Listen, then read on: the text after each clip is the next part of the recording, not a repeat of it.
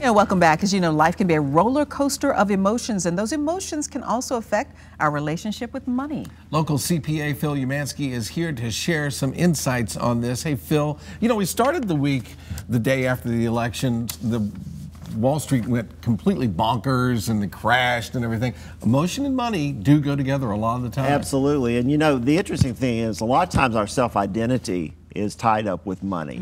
You know, if you're rich and famous, boy, you got everything on great.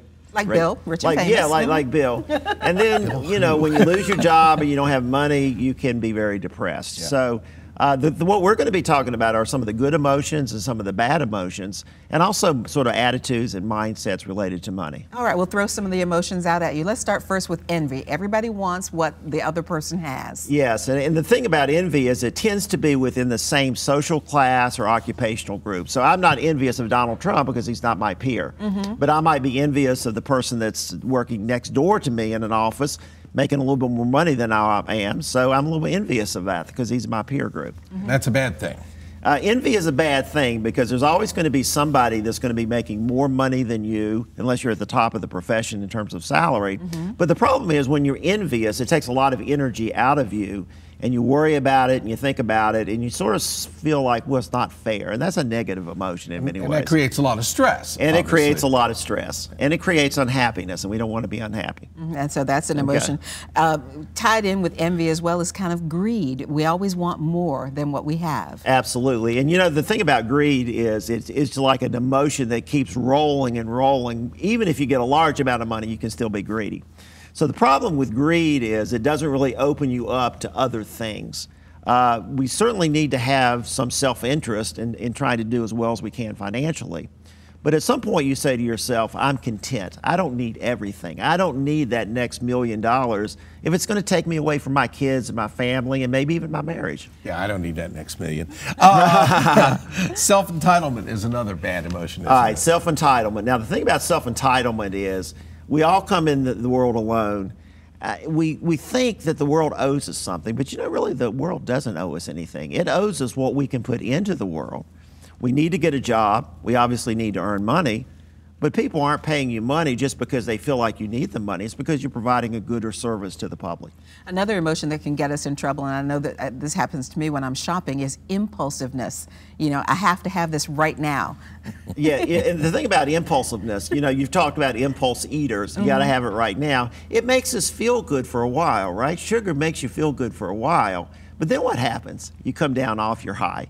So you get that new pocketbook or you get that sports car and you say after about 2 weeks, you know, the thrill is gone. I got to get something else. Yeah, because we see what the other person has and we want that too. Absolutely, absolutely. All right, let's change gears and go to some good emotions. And I'm going to start with the first one on my list here, which I have none of, which is patience. Patience. Now that's very good for investments. Okay, patience. You need investments. You need to start saving early, but over long periods of time, particularly near the end of that long period of time, you can really accrue a lot of great wealth.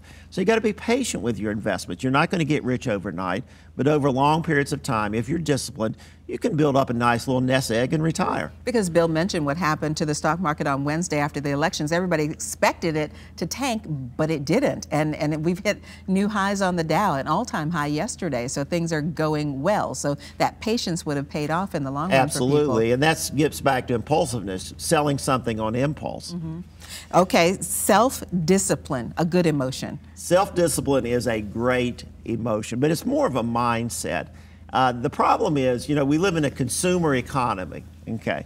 There are so many commercials on great things that we want, and we can't have it all, and it makes us feel bad.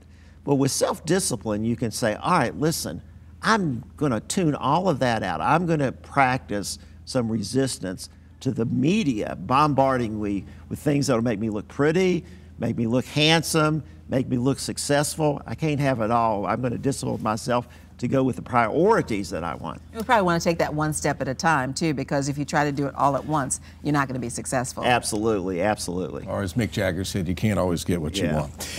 But if you try. How about curiosity? That's important, isn't it? Curiosity is very important because you want to learn about money. You want to learn about how to manage money. You want to read articles about finance. You want to read articles about what's happening in the political world, just like the stock market. Why did it go down? Why did it go up? Well, it went up because business may be getting a tax break. They like that. They can hire more people and invest. Got to follow the trends sometimes.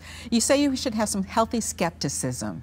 Okay, now healthy skepticism is extremely important because remember that whenever you're buying something, they want you to buy it. But what about a big ticket item? Is the salesman really doing it for you, or is the salesman really doing it for himself?